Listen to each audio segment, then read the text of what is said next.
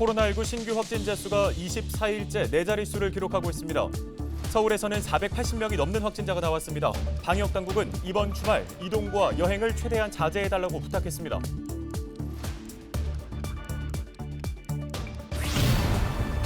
은평구가 방역 수칙을 위반하고 대면 예배를 강행한 교회 운영 중단 처분을 내렸지만 법원이 제동을 걸었습니다.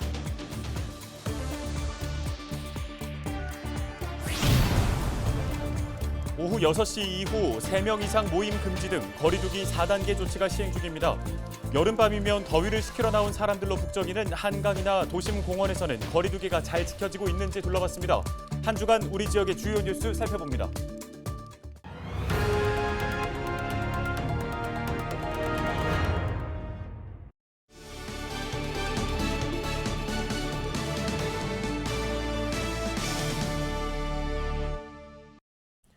시청자 여러분 안녕하십니까? 헬로티비 뉴스입니다. 먼저 코로나19 관련 소식부터 살펴보겠습니다. 29일 하루 동안 발생한 서울의 신규 확진자는 488명입니다. 확진자 접촉 감염이 296명, 감염 경로 조사 중인 환자가 141명인데요. 집단 감염 사례로 동작구에서 사우나 관련 6명, 중학교 관련 5명의 확진자가 추가로 발생했습니다. 마포구 음식점과 서대문구 실내체육시설 관련 추가 확진자는 각각 4명으로 누적 48명과 41명을 기록했습니다. 코로나19 예방접종 현황도 살펴보죠. 30일 기준 서울에서 1차 접종을 받은 사람은 351만여 명으로 접종률은 36.7%입니다. 서울시는 대면 접촉이 많은 고위험군 직종 종사자에게 추가로 백신 자율 접종을 진행하기로 했습니다. 식당, 카페 등 다중이용시설 종사자, 백화점, 대형 업체들, 종사자들 대상으로 해서 약 31만 9천 명에 대해서 접종을 준비하고 있습니다. 이번 주말까지 접종 대상자를 확정해서 시스템에 등록할 예정입니다. 그리고 8월 중에 접종 예약을 안내해드리고 우선 접종 대상자가 아닌 18세에서 49세 일반 국민들은 다음 달 26일부터 화이자 또는 모더나 백신을 맞을 수 있습니다. 사전 예약은 다음 달 9일부터 18일까지 진행됩니다. 서울행정법원은 은평제일교회가 은평구청을 상대로 낸 운영중단 집행정지 신청을 받아들였습니다. 재판부는 회복하기 어려운 손해를 예방할 필요가 있고 운영정지 효력을 중단하더라도 공공복리에 중대한 영향을 미친다고 보기 어렵다고 판단했습니다. 앞서 은평구청은 은평제일교회가 지난 18일 방역수칙을 어기고 대면 예배를 강행했다며 22일부터 10일간 운영 중단 명령을 내렸습니다. 교회 측은 이에 반발해 교회 운영 중단 처분 취소 소송과 함께 운영 중단 집행 정지를 신청했습니다. 서울 시내 도로 물청소 횟수가 하루 1, 2회에서 3, 4회로 늘어납니다. 서울시는 8월 중순까지 도로 물청소 횟수를 배로 늘려 진행하고 물청소 범위는 기존 버스 중앙차로 대로변에서 코로나19 선별진료소와 보건소 주변 도로로까지 확대한다고 밝혔습니다. 서울시 관계자는 도로에 물을 뿌리면 도로면 온도는 6.4도씨, 주변 온도는 1.5도씨 낮아지는 효과가 있다고 설명했습니다. 정부가 중소벤처기업과 소상공인 등을 대상으로 데이터 바우처 사업 활성화에 나서기로 했습니다.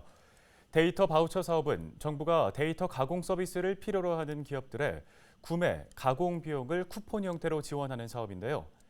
한국데이터산업진흥원 K데이터는 올해 데이터 바우처 사업 공모 결과 2.4대 1의 경쟁률을 보였다며 투명한 사업 관리를 위해 표준 견적서를 개발하고 현장 이행 점검 절차도 간소화했습니다.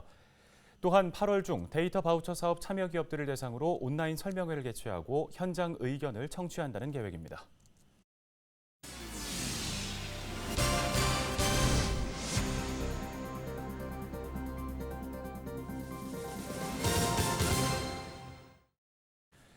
네, 이어서 한 주간의 주요 소식 정리해드리겠습니다. 오후 6시 이후에 3명 이상 모임 금지 등 사회적 거리두기 4단계가 시행된 지 20여일이 지났습니다. 네, 여름밤이면 더위를 식히러 나온 사람들로 북적였던 한강이나 도심 공원에서는 과연 이 거리두기가 잘 지켜지고 있을까요?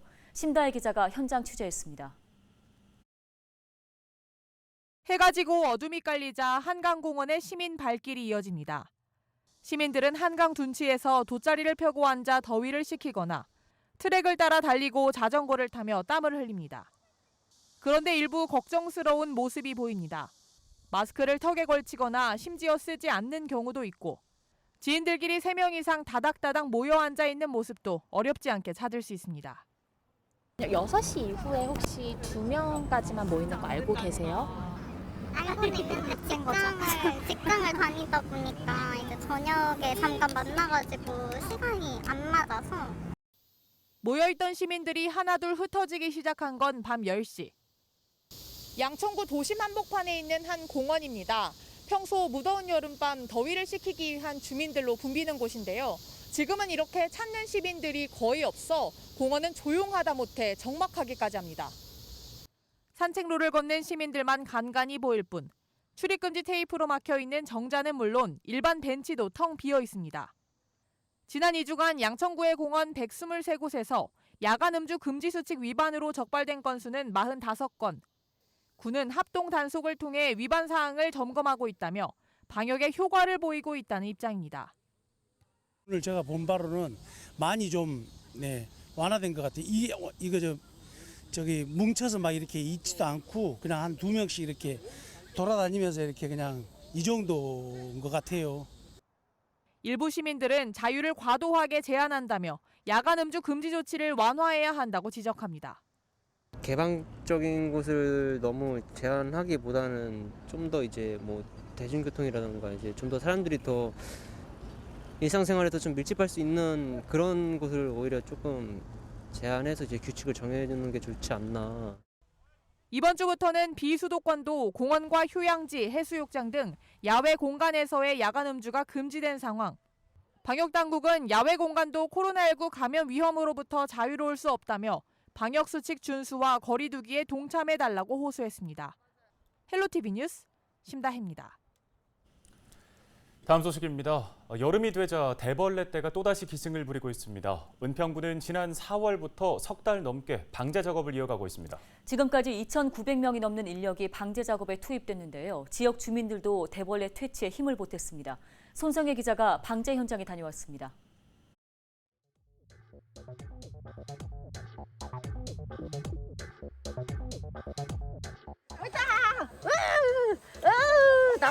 나쁘네. 이렇게 보면 혐오스럽잖아요.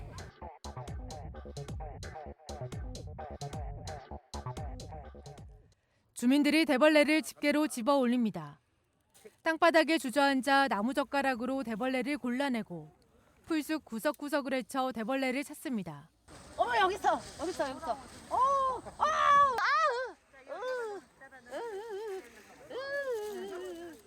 대벌레 포획의 날.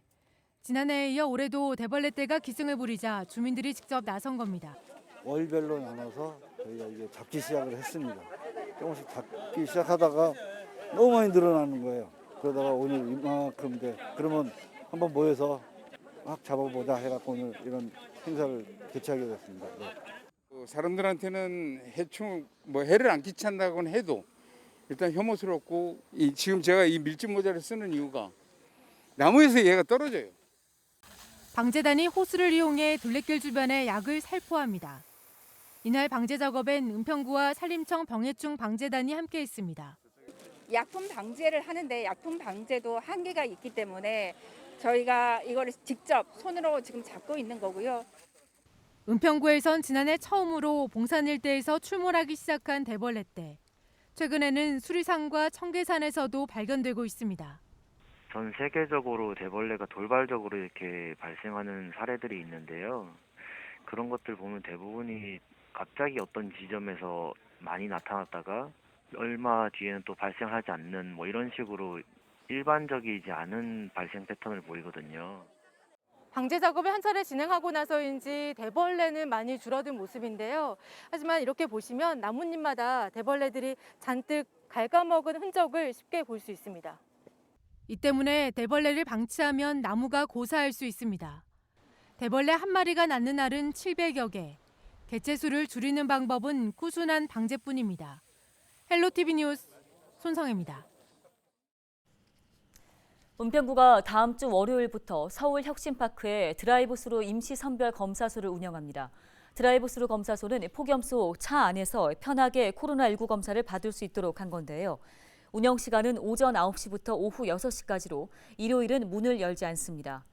은평구는 은평구 보건소와 은평평화공원, 구파발역에서 코로나19 검사소를 운영 중입니다. 김연아 서울주택도시공사 사장 후보자가 29일 자신의 다주택 보유를 시대적 특혜라고 발언한 데 대해서 사과했습니다. 김 후보자는 다주택 논란이 일자 입장문을 내고 서울과 부산의 아파트는 실거주용이라고 해명하며 부산 아파트와 오피스텔을 처분하겠다고 밝혔습니다. 김 후보자는 지난 27일 서울시의회 인사청문회에서 다주택 보유에 대해 지금보다 내 집 마련이 쉬웠고 집값이 올라 자산이 늘어나는 일종의 시대적 특혜를 입었다고 말했습니다. 이에 대해 서울시의회 더불어민주당은 30일 보도자료를 내고 김 후보자가 자신이 가진 부동산 2채를 처분하겠다고 밝힌 데 대해서 역대급 내로남불이라며 강하게 비판하고 김 후보자는 자진 사퇴해야 한다고 밝혔습니다. 앞서 서울시의회 인사청문특별위원회는 김연아 SH 사장 후보자에 대해 부적격 의견으로 인사청문 경과 보고서를 의결했습니다.